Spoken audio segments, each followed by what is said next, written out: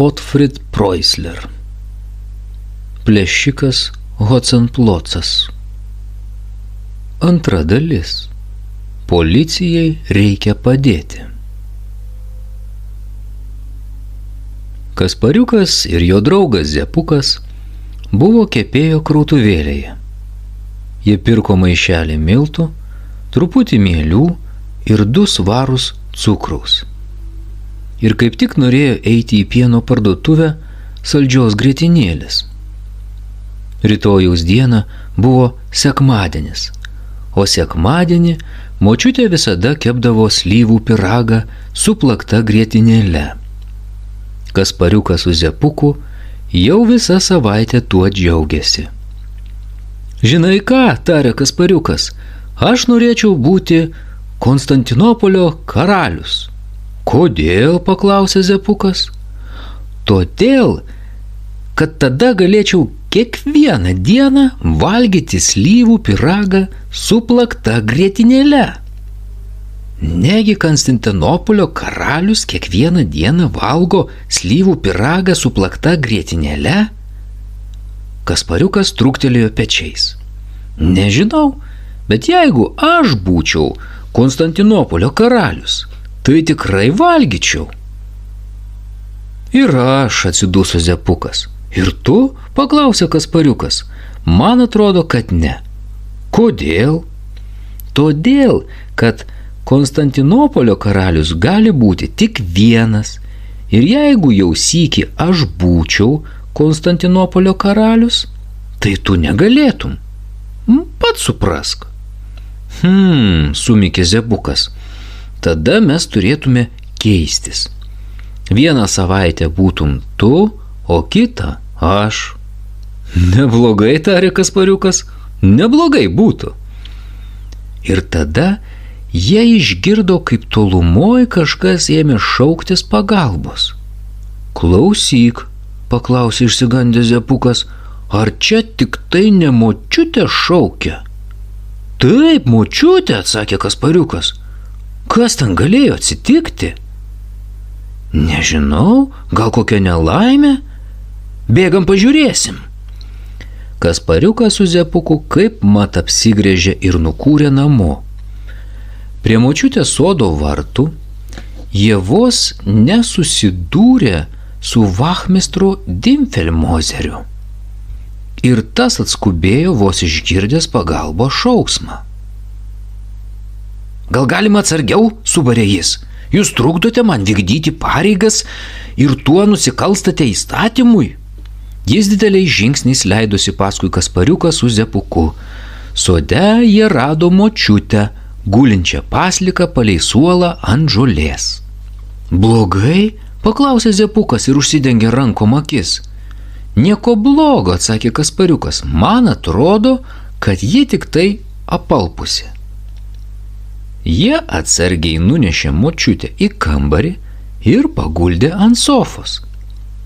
Kaspariukas apšlakstė močiutei veidą ir rankas šaltų vandeniu ir ji atsigavo.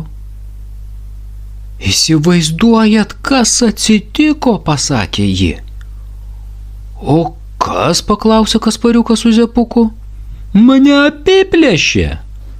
Ką jūs sakote, įsiterpė vachmistras Dimfelmozeris. Jūs apiplėšė? Kas? Plėšikas Hocenplocas. Vachmistras išsitraukė pieštuką ir uoliai atsivertė užrašų knygutę. Klokit viską iš eilės, močiute. Bet prašau sakyti tik tai tiesą, kalbėti aiškiai ir ne per greitai, kad aš spėčiau užsirašyti. O judu, kreipėsi jis į Kaspariuką su Zepuku, tylėkit kaip pelės po šluotą, kol aš rašysiu protokolą, nes tai svarbus tarnybinis reikalas. Aišku? Paskui močiutė papasakojo, kaip buvo, o vachmistras Dimfelmozeris rimta mina viską užsirašė į savo užrašų knygutę.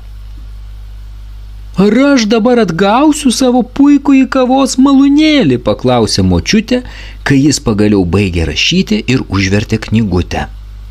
Savaime suprantama, atsakė vachmistras. O kada? Sunku pasakyti. Mums, aišku, pirmą reikia sugauti plėšiką Hocemplocą. Kol kas, deja, net nežinom jo slėptuvės. Jis juk baisiai gudrus. Jau 2,5 metų vedžioja policiją už nosis. Bet vienąsyk prieis liepto galą. Kas be ko, tikiuosi ir aktyvios gyventojų pagalbos. Ko tokios, paklausė Kaspariukas. Vachmistras Dimfelmozeris pasižiūrėjo į jį su priekaištu. Man atrodo, kad tu neprigirdi, Kaspariuk. Aš pasakiau.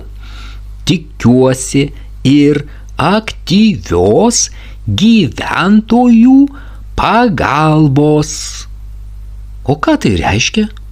Tai reiškia, kad žmonės turi padėti policijai aptikti jo pėdsakus.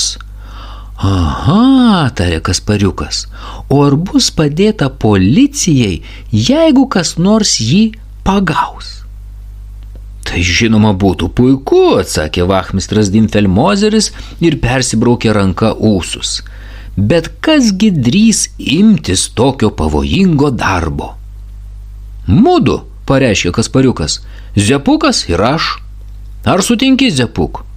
Aišku, atsakė Zepukas, policijai reikia padėti. Mes sugausim plėšiką Hocemplocą. Pabaiga. Trečia dalis. Atsargiai auksas. Močiutė truputį baiminosi, bet Kaspariukas su Zepuku tvirtai laikėsi savo. Jie buvo pasiryžę sugauti plėšiką Hocemplocą ir grąžinti močiutei kavos malūnėlį. Tik gaila nežinojo, kur yra Hocemplocos slėptuvė. Kaip nors surasim, pasakė Kaspariukas ir juodu lygi sekmadienio popietės suko galvas. Bet šit Kaspariukas staiga garsiai nusikvatojo. Ko tu juokiesi, paklausė Zepukas. Aš jau žinau, ką turim daryti. O ką? Tuoj pamatysi. Kaspariukas su Zepuku ištraukė iš močiutės rūsio seną tuščią dėžę nuo bulvių ir nunešė į sodą. Tenai prikasė ją pilną smulkaus balto smėlio. O dabar uždėsim dangtį. Jie užvožė bulvių dėžės dangtį, o Kaspariukas atsinešė saują vinių ir plaktuką. Šia, užkalk, Zepuk, ir kiek galima tvirčiau. Zepukas linktelėjo ir užsimojo plaktuku. Iš pat pirmo karto tvojo savo pernykštį. Kad tave kur, tai bent skausmas. Bet jis sukando dantis ir narsiai kalė toliau. Tarsi būtų mokytas bulvių dėžių dangčių užkalėjęs. Per tą laiką Kaspariukas paėmė iš sandėlio storą teptuką ir išmaišė skardinėje raudonus dažus. Kai grįžo su skardinė dažų ir teptuku atgal, Zepukas kaip tik 57 sykį susidavė pernykštį. Dangtis buvo užkaltas. Gerai, o dabar leisk man, tarė Kaspariukas. Jis giliai įmurgdė teptuką į raudonus dažus, paskui Zepukui, be galo stebintis didelėmis iš tolo matomomis raidėmis, išvedžiojo ant bulvių dėžės šono. Atsargiai auksas. Kas čia dabar? Zepukas suko galvą, bet niekaip negalėjo suprasti. Žinai ką, pasakė Kaspariukas, užuot čia spoksojęs ir čiulpęs nykštį, geriau atvežk iš daržinės vežimėlį. Zepukas nubėgo į daržinę ir atvežė vežimėlį. Paskui jis turėjo padėti Kaspariukui įkelti jį dėžę. Tai buvo išties nelengva. Abu prakaitavo ir šnopštė kaip du hipopotamai.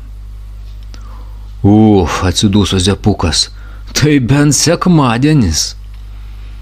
Jie ne tik negavo slyvų pyrago su plakta grietinėle, mat močiutė, susigraužusi dėl kavos malūnėlio, tądien jo nekepė, bet ir smarkiai nusiplukė. Bet pagaliau susitvarkė su dėže. O ką dabar darysim, paklausė Zepukas. Dabar svarbiausia. Kaspariukas išsitraukė iš kelnių kišenės grąžtą ir išgręžė dėžės dugne mažą skylutę. Ištraukus grąžtą, pabiro smėlis. Va, tarė patenkintas Kaspariukas, to man ir reikėjo. Jis nusmailino kišeniniu peiliuku degtuką ir užkimšo juo ką tik išgręžtą skylę. O Zepukas žiūrėjo ir purtė galvą.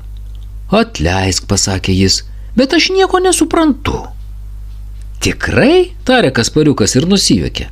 Viskas juk taip paprasta. Rytoj rytą mes su šiuo vežimėliu ir dėže važiuosim į mišką. O tenai mūsų tykos Hocemplocas. Pamatęs mus atvažiuojant ir perskaitęs, kas parašyta ant dėžės, jis pamanys, kad joje auksas. Aha, tarė Zepukas, o paskui jis, aišku, užsimanys atimti dėžę, o kai užpuls, mes pabėgsim. Hocemplocas pasiglemš dėžę ir nusitems ją. Kur tu manai? Iš kur aš žinau, Kaspariuk? Aš juk ne plėšikas Hocemplocas. Bet juk tai visai nesunku atspėti, Zepuk. Jis nusitems ją namo į savo slėptuvę. O pakeliui iš dėžės pro skylę byrės smėlis. Jis paliks nežymų pėdsaką miško žemėje.